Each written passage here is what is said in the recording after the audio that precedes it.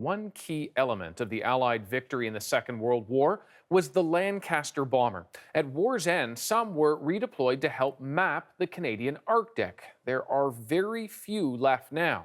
But as Briar Stewart reports, there's a cross-country effort underway to preserve one of the vintage planes. A part of Canada's aviation history, now falling apart on the side of the highway in New Brunswick. This Lancaster bomber is just one of 17 still around, and an effort is underway to save it. It's way more than just an artifact or aircraft. It's in fact a time capsule. This particular Lancaster was made in Canada, and it's one of a few planes built here that actually flew missions in World War II.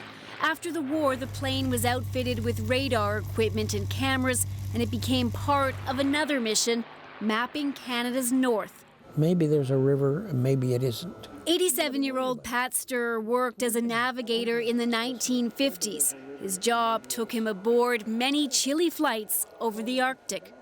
That's all we had between us and the outside world, a thin sheet of aluminum. It's cold, I bet. Yeah.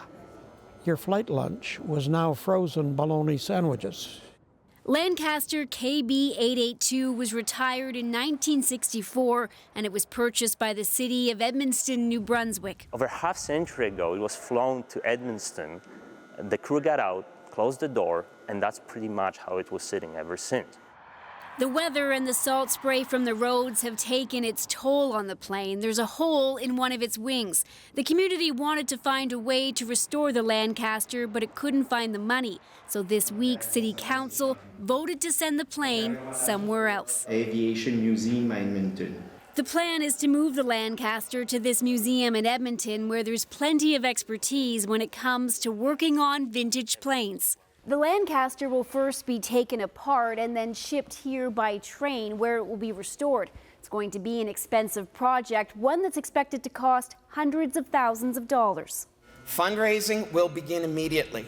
It could take months for organizers to find the money to move the Lancaster, but they're hoping Canadians buy into the project and help preserve a plane with a storied past.